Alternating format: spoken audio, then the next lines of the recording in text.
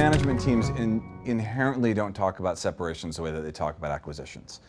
It's hard to say whether enough separations are happening. Frankly, it makes up a reasonably large percentage of all deal activity. So there are a lot of separations happening.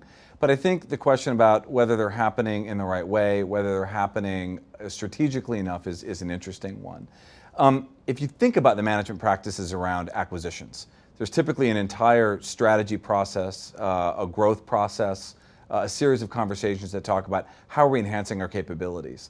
And that's very common for management teams to have that as a regular part of their dialogue. Separations is not very common, right? I'll often ask, clients as they go into their, strategy, overall strategy process, their budgeting process, are you talking about what you should sell? Are you going in with 2 or 3 businesses or products where maybe you're no longer the natural owner? Typically the answer is no. And so I do think making a much more conscious set of decisions around separations and making that more part of the active management dialogue is important.